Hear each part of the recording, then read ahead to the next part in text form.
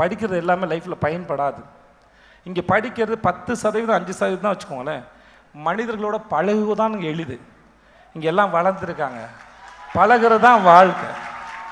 பழகுங்க, தெரிஞ்சுக்கோங்க. யார் மேலே கோவம் வந்தாலும் கோவம் வரட்டும், ஆனால் வெளிக்காட்டாதீங்க. ஏன்னா டைம் இருக்குது. இன்றைக்கி கோவப்பட்டவனை, இன்றைக்கி சண்டை போட்டவனை, நான் என் கூட சண்டை போட்டவனை காலத்தில் பின்னாடி சந்திக்கிறேன். அவன் எனக்கு நண்பனாக மாறுறான். எல்லாத்துக்கும் டைம் கொடுங்க. உடனே எக்ஸ்பிரஸ் பண்ணிடாதீங்க. டைம் கொடுங்க. நம்ம ஃபிசிக்கலாக வளர்ந்ததுனால பெரிய ஆள் நினைக்காதீங்க. Physical body is not mental பாடி.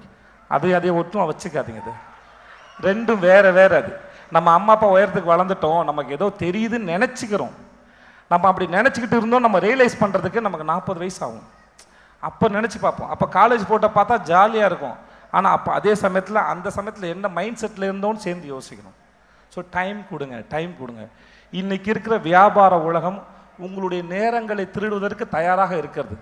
உங்கள் நேரத்தை எந்த வழியெல்லாம் திருடலாம், உங்கள் மூளையை எப்படி பயன்படுத்திக்கலாம், உங்கள் மூளையை ஆஃப் பண்ணுறது எப்படி, பயன்படுத்த விடாமல் நான் இருக்கிறேன். என்ன தேடி கூகுளில் நான் இருக்கிறேன், இன்ஸ்டாவில் இன்ஃபர்மேஷன் தரேன், ஃபேஸ்புக்கில் சண்டை போடலாம், தெரியாத திட்டிக்கலாம், அசிங்கமாக பேசிக்கலாம், கமெண்ட் போட்டுக்கலாம்னு ஒரு ஃப்ரீடம் கொடுக்குற மாதிரி நடிக்குது. அது நம்பிடாதீங்க. அதை டெக்னாலஜி உங்களை திங்க பார்க்குது. அதனால தான் எங்களுக்கு மார்க்கெட்டிங் வராங்க. என்னென்ன மார்க்கெட்டிங்?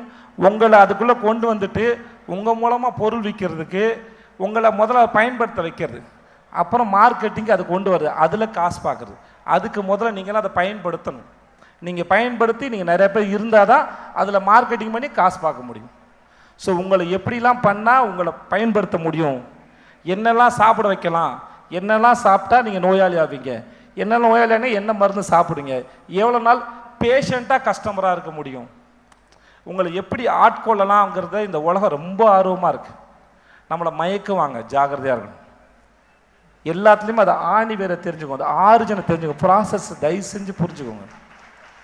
இந்த இடத்துல நம்ம காலேஜில் படிக்கிற எதுவுமே மண்டையில் உட்கார போகிறதில்ல. ஆனால் அந்த 1 மணி நேரம் ஒருத்தர் பாடம் எடுக்கும்போது கேட்குறோம்ல, லிசனிங் சென்ஸ். எனக்கு பிடிச்ச குரல் வந்து செல்வத்துள் செல்வம் செவிச்செல்வம் அச்செல்வம் செல்வத்தில் எல்லாம் தலை. என்னன்னா இல்லை, மெடிடேஷன் பண்ண போங்க, எந்த சாமியார் பேச்சை கேளுங்கள்ல, எந்த மதம் வேணால் பேசிட்டோம், என்ன வேணால் பேசிட்டோம், ஒன்று தான் சொல்கிறாங்க, அமைதியாக உட்காந்து மூச்சு காற்ற கவனிங்க, அமைதியாக இருங்க, கவனிங்க, அதுதான் மெடிசின் சொல்கிறாங்க. வள்ளுவர் சொல் கேளு கேளு கேள்விங்கன்னா சரி, செல்வத்திலாம் தலை. நான் அவர்கிட்ட பேசினேன், ஏன் சார் தலைன்னு சொன்னார் அவர்? அதை தேவையில்லாமல் கத்தாங்க. என்ன பேசிட்டு இருக்கோம், என்ன பேசிட்டு இருக்கோம், என்ன நீங்களாம் டே போங்கப்பா. ஓகே, ஏன் அது தலைன்னு சொன்ன? தலை இல்லாட்டி மற்ற பாடி ஒன்றும் இயங்காதது, இயங்காதது. முக்கியமானது உங்களோட அறிவின் முக்கியமானது கேட்பது. கேளுங்க கேளுங்க, நிறைய மூலம் கேளுங்க. கேட்கும்போது நிறைய பேருக்கு என்ன பேசணுங்கிற இன்டென்ஷன் வந்துடுது. இவனை எப்படி ஆஃப் பண்ணுறது, எப்படி கவுண்டர் கொடுக்குறது, கேளுங்க. என்ன வந்தாலும் கேளுங்க. இந்த உலகத்தில் யாரும் யாருக்கிட்டே தோற்று போகிறது இல்லை. அது சின்ன அந்த காலத்தில் நடக்கிற ஒரு சின்ன மேஜிக். அது சும்மா ஒரு ட்ராமா. அது மேஜிக்கில் அது ட்ராமா. அது யாரும் யார்கிட்டையும் தோக்கலை, யார்கிட்டையும் ஜெயிக்கலை. அது ஒரு டைம். அதெல்லாம் அது எப்பவுமே காலத்துக்கு நிற்காது. அதனால் கேளுங்க, முடிஞ்ச அளவுக்கு கேளுங்க. இந்த ஸ்கூலு இந்த காலேஜ் எல்லாமே உங்களுக்கு அதை தான் ப்ராக்டிஸ் பண்ணியிருக்கேன். இந்த பாடத்தெலாம் பெருசாக ஒன்றும் இல்லை. அது யாரோ ஒருத்தன் படிச்சுட்டான், அவன் புரிஞ்சுக்கிட்டான், அவன் அதை லெசனாக மாற்றினா அது பாடமாக வந்து சேருது. நம்ம ப்ராசஸ் பண்ணோம், அதை எடுத்து அதை நம்புறதில்லை. நம்ம பாடம் நம்ம பார்த்ததை படித்ததை கேட்டதை ப்ராசஸ் பண்ணணும், அப்படி ஏற்றக்கூடாது. அதுதான் பகுத்தறிவு. எல்லாத்தையும் பகுத்து அறிந்து கொள்ளுது.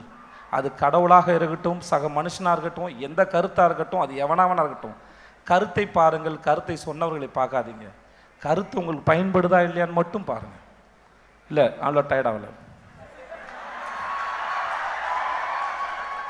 ஸோ இது ஜென்ரலாக ஓகே. நான் கடைசியாக ஒன்று சொல்லிட்டு முடிச்சுக்கிறேன்.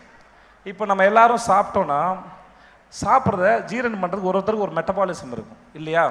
சில பேருக்கு இவ்வளோ சாப்பிட்டா போதும், சில பேருக்கு இவ்வளோ சாப்பிட்டாலும் தெரியாது. நான்லாம் இவ்வளோ தான் சாப்பிடுவேன். சாப்பாடை பார்த்தாலே எனக்குலாம் வயிறு வீங்கிரும். ஸோ ஒருத்தரோட மெட்டபாலிசம் ஒன்று இருக்கும். அந்த மாதிரி ஒருத்தரோட பிரெயினுக்குன்னு ஒரு மெட்டபாலிசம் இருக்குது. நம்ம ஸ்கூலில் காலேஜில் படிக்கும்போது ஒரு விஷயம் வருதுச்சு, ஒரு லெசன் வருது, இல்லை ஒரு சம் வருது, இல்லை ஏதோ ஒன்று வருது, புரியாத கட்டத்தில் இருந்திருப்போம். அது மெல்ல அது கற்றுக்கிட்டு அது புரிகிற கட்டத்துக்கு மாறி வந்திருக்கும்ல. அந்த நடுவில் நடந்த ப்ராசஸ் தான் நம்ம பிரெயினோட அண்டர்ஸ்டாண்டிங் மெட்டபாலிசம், புரிஞ்சுக்கிற தன்மை.